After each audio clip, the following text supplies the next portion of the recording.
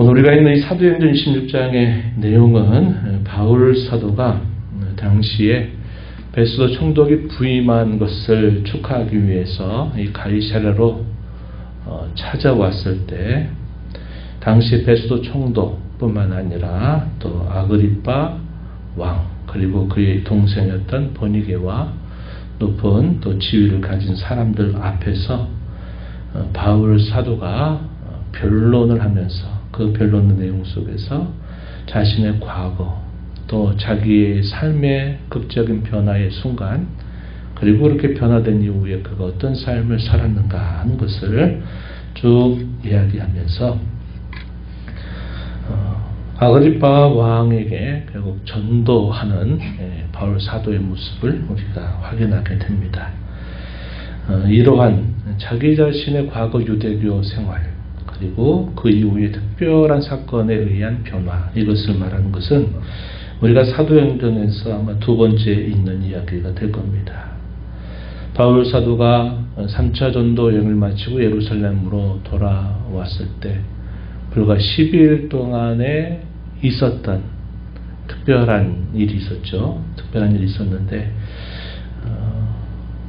아시아로부터 바울 사도를 죽이기 위해서 찾아온 사람들, 그 사람들에 의해서 적지 않은 소동이 예루살렘에서 일어나게 되고 바울 사도는 여러 예고처럼 결국 결박을 당해서 체포를 당하게 되는 그런 일을 경험하게 됐죠. 그래서 당시 천부장에 의해서 바울 사도가 보호를 받는 것인데 어쨌거나 상황적으로는 체포를 받게 된 겁니다. 그때 이 천부장에게 허락을 받아서 성난 그 예루살렘 군중들을 향해서 연설했던 내용, 변론했던 그 내용 속에서 사도가 자신의 과거의 유대교 생활 또 부활하신 주님을 만나게 된 사건 그 이후에 자신의 살아온 삶에 대한 이야기를 처음 한 적이 있었습니다. 이 내용이 우리가 앞에서 읽었던 21장 37절부터 22장 21절에 기록이 되는데 그때 이후로 시간이 흘러가면서 오늘 본문 속에서 또 자신의 과거의 유대교 생활과 자신이 어떻게 변화되었는가에 대한 내용들을 소개하고 있습니다. 그래서 두 번째 소개되고 있는 이야기다 이렇게 볼 수 있겠고 신분은 죄인의 신분입니다.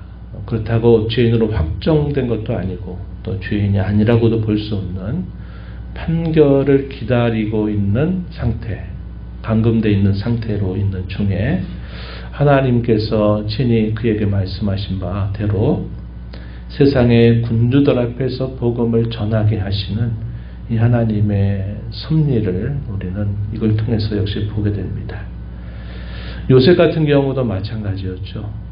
그가 17세의 소년으로 있는 동안에 형제들의 미움을 받아서 그가 애굽으로 종으로 팔려가서 13년 세월을 보내게 될 때 그가 왕의 죄인들을 가두는 그 감옥 가운데 있을 때 그 죄인의 신분으로 갑자기 바로 왕의 부름을 받아서 그가 꾼 꿈을 해석하면서 그가 애굽의 총리가 돼서 큰 구원의 일들을 또 감당하게 되는 역할을 우리가 알고 있는 것처럼 바울 사도도 이런 죄인의 신분을 가지고서 세상의 많은 군주들에게 예수 그리스도의 복음을 전하는 이런 모습을 우리가 확인할 수 있겠습니다.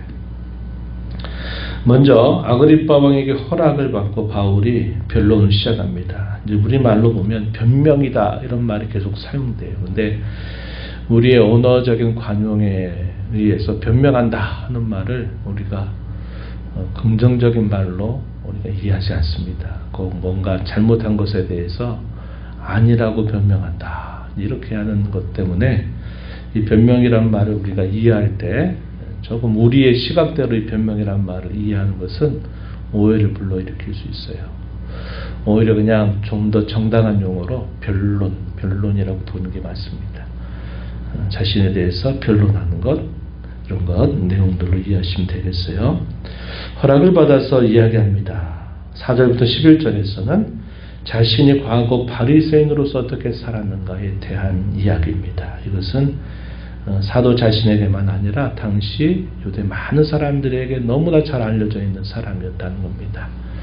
가말리엘 문화에서 엄격한 율법의 교훈을 받았던 바울 사도는 아마 특별한 사건이 없었다면 그는 이 가말리엘의 뒤를 이어받을 만한 아주 훌륭한 장래가 촉망되는 그런 바리새인이었다 하는 사실을 우리가 알게 됩니다. 우리 종교의 가장 엄한 파인 바리새인의 생활을 했다 하는 것이고 이것은 당시 많은 유대인들에게 알려져 있었다는 겁니다. 사울, 그래 그 사람 앞으로 우리의 종교를 이끌어갈 만한 사람이다 이렇게 여겼던 과거를 이야기합니다.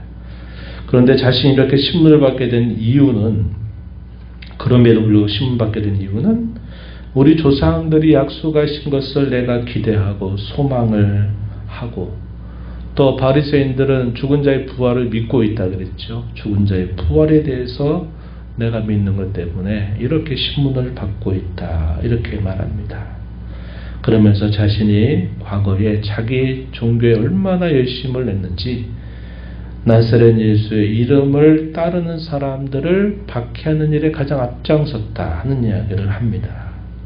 나사렛 예수 이름을 범사에 대적했고 예루살렘에서 뿐만 아니라 외국에서도 그리고 나중에는 다메섹에 가는 그 길까지도 그가 대제사장들에게 권한을 받아서 많은 사람들을 감옥에 가두고 죽일 때 그는 그것을 당연한 것으로 찬성했다.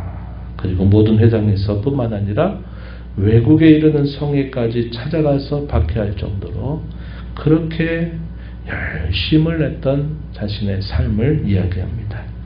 그런데 그의 삶에 극적인 변화가 일어났다는 사실을 이야기합니다. 본문 12절 18절에 그가 어떻게 해서 자신의 삶이 변화가 되었는가. 그것은 다메섹으로 가는 도상에서 자신이 그토록 이단의 괴수로 여겼던 그 나사렛 예수께서 친히 자신에게 나타나시는 일로 인하여 그의 삶에 극적인 변화가 이루어졌다는 사실을 이야기합니다. 정오의 해보다 더 밝은 빛으로 자신을 비추면서 자기의 눈이 멀었고 그때 나타나셔서 그분이 이런 말씀을 했다고 이야기합니다. 사울아 사울아 어찌하여 나를 박해하느냐. 히브리 말로 하나의 격언을 말합니다. 가시채를 뒷발질하기가 너에게 고생이다 이런 말씀을 하셨다는 겁니다. 나는 네가 박해하는 예수다 이렇게 말씀을 하시면서 자신에게 나타나셨다는 거예요. 가시채를 뒷발질한다. 이게 무슨 말일까요? 짐승을 앞으로 억지로 가게 하기 위해서 이 가시채를 가지고 짐승의 뒤를 계속 이렇게 때리는 거죠. 때리면 그 짐승이 그걸 통해서 더 앞으로 힘차게 달려가게 되는 겁니다. 그런데 뭐라고 말해요? 이 가시채를 뒷발질하기가 너에게 고생이다. 이 말은 내가 하고자 하는 그 노력과 네 의지가 결국은 너에게 아무런 득이 되는 게 아니라 너에게 결국 고생밖에 되지 않는다. 이렇게 말합니다. 가시채를 자기가 손으로 잡고 계속 말이나 이런 짐승들을 뒷발질하는 거죠. 무엇을 위해서? 자기의 종교를 더 확실하게 하기 위해서 그렇게 애를 쓰고 노력을 하는데 결과적으로는 그것이 너에게는 아무런 해가 되지 못하고 도리어 고생이 된다 이 말이죠. 가시채는 자기가 붙들고 있는 것처럼 보이지만 실제로 가시채를 붙들고 있는 이가 자신이 아니라 바로 주권적인 하나님이시다는 겁니다. 하나님의 주권이 가시채를 붙들고 있다는 거예요. 네가 어떻게 해보려고 아무리 해도 너에게 아무런 유익이 되지 않는다. 네가 나를 왜 이렇게 박해하느냐 이런 말씀을 하셨다고 이야기하는 겁니다. 그러면서 그때 들었던 말씀 네가 나를 본 일과 장차 내가 너에게 나타날 일에 종과 증인으로 삼으려고 내가 너를 찾아왔다. 중요한 표현이 있습니다. 여기 주어지는 본문 말씀 속에 17절 한번 보세요. 이스라엘과 이방인들에게서 내가 너를 구원하여 그들에게 보내어 그 눈을 뜨게 하여 어둠에서 빛으로 사탄의 권세에서 하나님께로 돌아오게 하고 죄사함과 나를 믿어 거룩하게 된 무리 가운데서 기업을 얻게 하리라 하더이다. 그가 할 일에 대해서 이런 표현을 썼습니다. 눈을 뜨게 해서 어둠에서 빛으로 사탄의 권세에서 하나님께로 돌아오게 해서 죄사함과 기업을 얻게 하기 위해서 내가 너를 불렀다. 내가 너를 구별했다. 이렇게 말씀을 하는 겁니다. 이 표현은 여러분들이 기억해 둘 만한 좋은 표현이에요. 암송할 만한 좋은 성경 구절입니다. 이렇게 이야기하면서 자신이 결국은 변화가 되었고 그때 이후로 자신은 하늘에서 보이신 것을 거스를 수가 없었고 회개와 회개에 합당한 일을 선전하면서 나는 다메섹에서도 예루살렘에서도 더 나아가 온 유대에서도 이방인에게 가서 이 명령을 따라서 지금까지 살아왔다는 겁니다. 수많은 유대인들의 협박과 죽이려고 하는 모살의 위협을 당하는 중에서도 하나님이 도와주시기까지 나는 살아왔다. 이렇게 말하고 세상의 높고 낮은 많은 사람들 앞에서 자신을 증언자와 빛을 선전하는 자로 자신을 살도록 하나님이 도와주셨다 하는 겁니다. 그가 믿는 내용은 선지자들과 모세가 예언했던 예언의 성취로서 메시아 혹은 그리스도께서 고난과 부활을 당한다고 하는 이 성경의 예언을 따라 자신은 그 내용들을 믿고 지금까지 이것을 전해왔다 하는 겁니다. 그 자신의 신앙이 결코 구약 성경에서 가르치는 말과 어그러지거나 잘못된 것이 아니다는 거죠. 성경에서 예언했던 메시아의 죽음과 다시 사심이 바로 누구에게서 이루어졌느냐?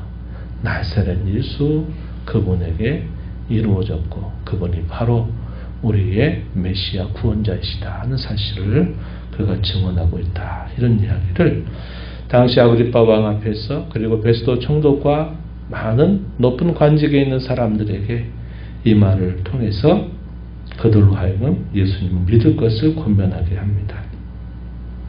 베스도 총독은 이렇게 말해요. 네가 많이 공부하더니 너 그 공부 때문에 네가 미쳤구나 이렇게 말할 때 아닙니다. 저는 미친 게 아니라 온전하고 참된 말을 하고 있습니다. 이렇게 답변하죠. 그리고 아그리파 왕은 당시 유대의 종교와 풍습에 매우 익숙하게 잘 알고 있는 사람이었기 때문에 당신도 선지자의 말을 믿는 줄 압니다. 그러면서 그에게 이 말씀을 믿을 것을 촉구하는 거죠. 아그리파 왕이 뭐라고 반응할까요? 네가 적은 말로 나를 권해서 그리스도인이 되게 하려고 네가 하고 있구나. 이렇게 아그리파 왕이 답변을 합니다. 전세가 역전이 된 거죠. 어떻게 역전이 됐습니까? 바울 사도는 죄인처럼 취급을 받아서 그 높은 그런 권세자들 앞에서 어떻게 보면 눈치 보고 그들의 말 한마디에 의해서 그의 운명이 결정될 만한 그런 상황으로 시작이 됐는데 예수님을 전하는 그 일을 하면서 도리어 바울 사도가 아그리파 왕에게 베스도 총독에게 예수님을 믿어야 된다 하는 사실을 증언하면서 그 전세가 완전히 역전돼 버리는 놀라운 일이 일어나게 된 겁니다. 바울 사도가 아그리파 왕에 대해 뭐라고 말합니까? 본문 29절에 소개되죠. 말이 적으나 많으나 당신뿐 아니라 오늘 내 말을 듣는 여기 있는 모든 사람들도 다 이렇게 내가 결박된 것 외에는 다 나와 같이 되기를 내가 하나님께 진심으로 원합니다. 이렇게 거침없이 답변하면서 그들에게 믿음을 촉구한 겁니다. 바울의 말을 듣고 나서 아그리파 왕 베스도 총독과 함께한 그런 모든 높은 지위를 가지고 있는 사람들이 서로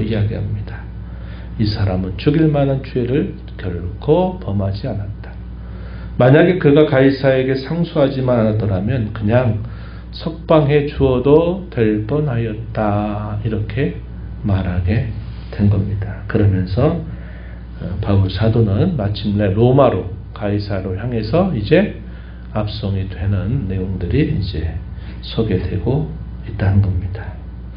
우리가 이 말씀을 통해서 복음의 진리를 믿고 깨닫는 것, 이게 놀라운 하나님의 은혜라는 사실을 우리 다시 한번 깨닫게 됩니다. 불강력적이다 하는 사실이죠. 그는 구약의 종교에 대해서 얼마나 깊이 연구하고 어릴 때부터 얼마나 많은 훈련을 받고 얼마나 많이 배우고 익힌 사람인지 몰라요. 그런데 그렇게 구약의 성경에 대해서 많이 배우고 알고 있던 바울에게도 이 복음은 가려져 있었던 겁니다. 마치 다메섹 도상에서 해보다 밝은 빛을 접하면서 그의 눈이 멀어졌죠. 아나니아라고 하는 사람의 기도를 받고 나면서 그의 눈이 열리는데 뭐라고 표현하냐면 비늘 같은 것들이 벗어졌다, 이렇게 말합니다. 이것은 단순히 육체적인 그런 변화만이 아니라 그가 눈을 뜨게 되면서 그의 모든 영적인 시야와 지식이나 모든 것들이 이제 눈이 뜨였다는 겁니다. 비늘 같은 것들이 벗겨졌다는 거죠. 그가 많이 배웠던 그 자기 종교의 가르침과 교훈들이 오히려 복음을 가리는 비늘 같은 것들이 되고 말았다는 겁니다.